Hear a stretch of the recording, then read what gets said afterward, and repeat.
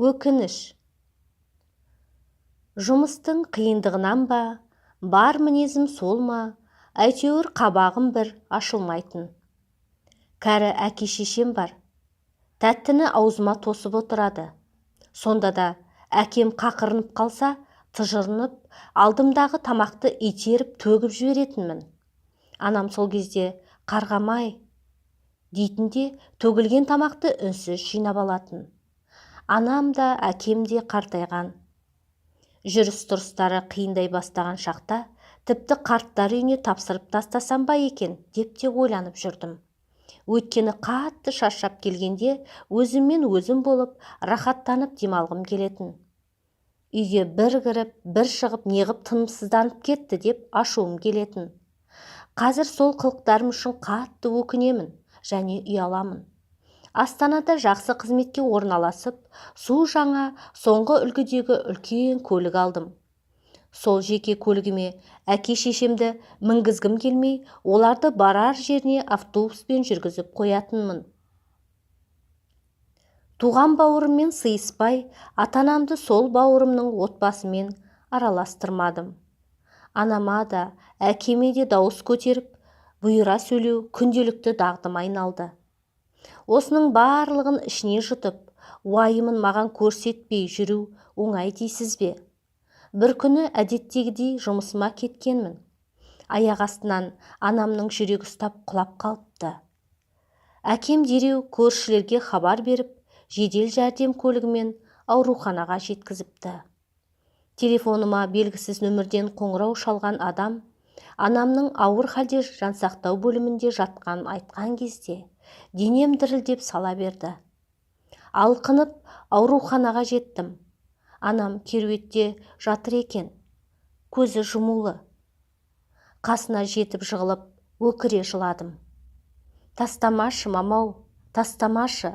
Мені кешірші, кешірші мені. Қазір-ақ бауырыма қоңырау шаламын. Татуласамын. Барлық жағдайыңды жасаймын. Тек көзіңді ашшы, деп көз жасымды төге бердім.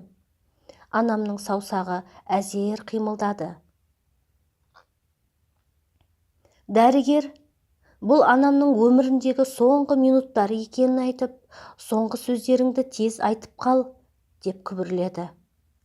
Мама, мені кешірсең, қолыңды қысшы, дедім жан ұшыра. Бұл сөздерді не үшін айтқанымды білмеймін. Бәлкім, өзіме кішкене жеңіл болсын деп, кейін өз-өзімді жегідей жемес үшін айтқан шығармын. Анам қинала қимылдап, саусағымен қолымды бір рет қысқандай болды. Расымен бе?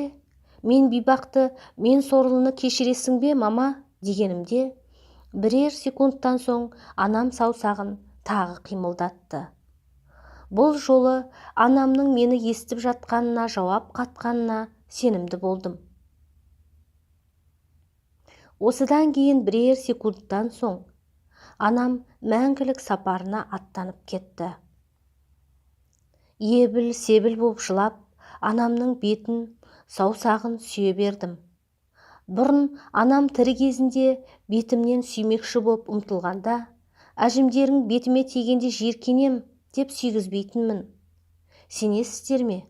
Анам керуетте жатқанда сондай тәтті болып кетті. Әжімі де сондай сүйкімді болатын. Мен ақымақты бір сәтте өзгертіп, тәубеме келтірген қандай құдірет екенін білмеймін. Бір білерім, өмір бойы анама істеген істерім үшін өкініп өтемін. Әкем де анам қайтыс болды деген хабарды естіген бойда жүрегі ұстап құлап қалды. Содан ол да ауруханаға түсті. Оның жағдайын білу үшін ауруханаға күніне 3 рет барып тұрдым. Телефонмен де сағат сайын сөйлесіп, жағдайының жақсарып кету үшін барынша тырыстым. Әкемнен де кешірім сұрап, оған деген қарым-қатынасымды түзеттім. Оған да шүкір етемін. Анама жасай алмаған жақсылығымды әкеме жасап, оның батасын алуға тырысып жатырмын. Әкеме мейірімді төгіп, күн сайын кешірім сұрап, барынша жағдайын жасап отырмын.